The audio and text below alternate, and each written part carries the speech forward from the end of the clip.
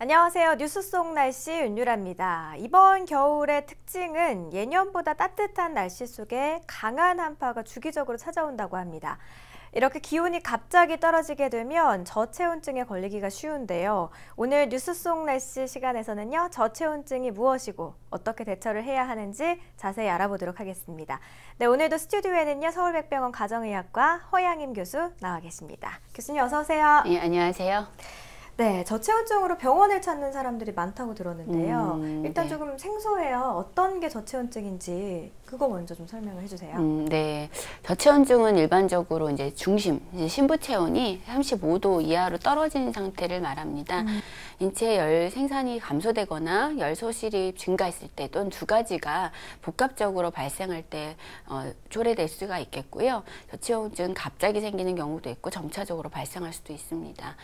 체온이 정상적으로 낮아지게 되면 혈액순환이나 호흡, 또 신경계 기능이 느려지게 되겠는데요. 이 저체온증으로 인한 이런 양상은 대부분 기존에 가지고 있던 질환에 따라서 약간 달라지는 경우도 많습니다. 건강한 사람에서 발생한 중등도 이하의 저체온증은 대부분 특별한 후유증은 남기지 않고 완전히 회복이 될 수가 있는데, 중증의 저체온증이 생겼을 경우에는 50% 이상의 사망률을 보고된 바가 있습니다. 보통 저체온증으로 생길 수 있는 합병증은 의식저하에 따른 흡인성 폐렴이나 동상 등이 발생할 수 있겠고요. 중증 이상에서는 이제 재가원 요법을 하는 치료 과정에서 발생하는 부정맥 같은 심장 질환 같은 것들이 생길 수가 있습니다. 네. 그러니까 중증 저체온증일 경우에 가장 위험할 것 같은데 사망률이 50% 이상이라고 하니까 좀 겁부터 나는데요. 네. 일단 저체온증으로 좀 고생하시는 분들이 보통 노인분들이잖아요. 네. 그중에서도 어떤 분들이 저체온증을 많이 발생이 되는 건가요? 네.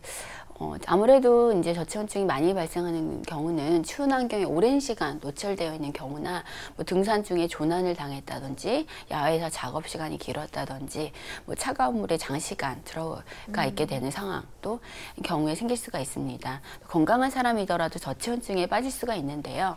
하지만 나이가 들수록 인체의 체온 조절 기능은 떨어지기 때문에 말씀하신 대로 노인들은 특히나 저체온증을 조심해야 됩니다. 또 체온 조절 능력이 떨어지고 또 체중에 비해서 표피 면적이 넓은 영유아도 취약 대상이 되겠습니다. 이 밖에도 저체온증은 이제 다양한 내분기계 질환, 예를 들면 갑상선 기능 저하증이나 부신이나 뇌하수체 기능 저하증 같은 게 있는 경우에도 생기기도 하겠고요.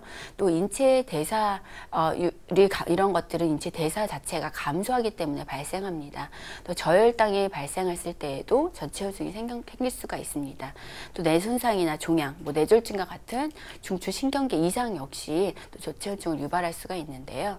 또 많이들 아시다시피 알코올 중독이나 약물 중독 환자에서도 저체온증이 자주 나타나는데, 이 이유는 알코올 자체가 혈관을 확장을 시켜서 열 발산을 오히려 증가시키고 중추신경계를 억제하기 때문에 오히려 추위에 둔감해지게 되고 이 결과로 저체온증이 생기게 되는 것입니다. 그래서 노인분들이 술을 많이 마시고 특히 야외에서 계신 경우가 가장 위험하다고 할 수 있겠습니다. 그렇겠네요. 네. 그렇다면 이제 저체온증의 증상, 눈에 띄는 딱 증상이 나타났을 때 어떻게 대처를 해야 될 거 아니에요? 어떤 증상이 있을까요? 네.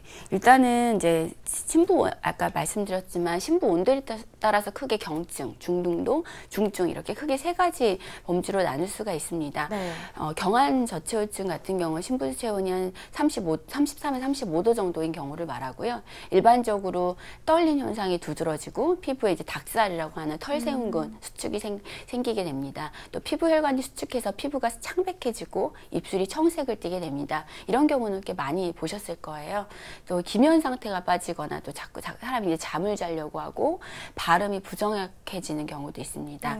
이런 경우에는 중심을 잘 못 잡고 쓰러지거나 자극을 주어도 반응을 보이지 않는 경우도 있습니다.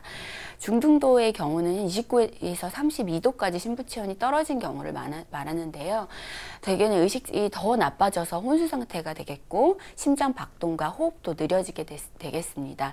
근육의 떨림, 그러니까 우리가 떨림 증상도 없어지고 오히려 뻣뻣해지고 동공이 열리는 경우도 많습니다.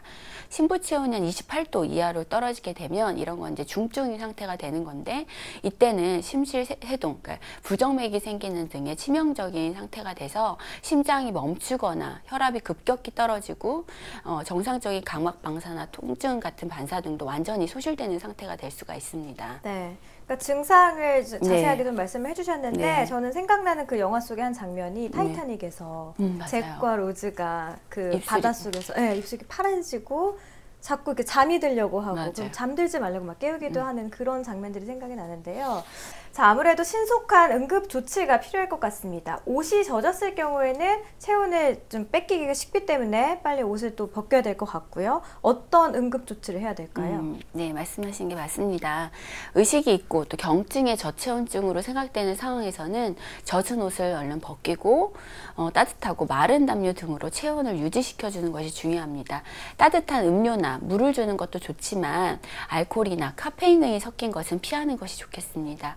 의식이 저하되어 있는 중등도 이상의 저체온증 환자 같은 경우는 이제 따뜻하게 하는 재가원하고 관련한 심장 부정맥으로 사망하는 경우도 많기 때문에 병원까지 이송 시간이 15분 이상 걸리는 특수한 상황이 아니라면 현장에서 재가원을 시도하는 것은 좋지 않습니다. 알겠습니다.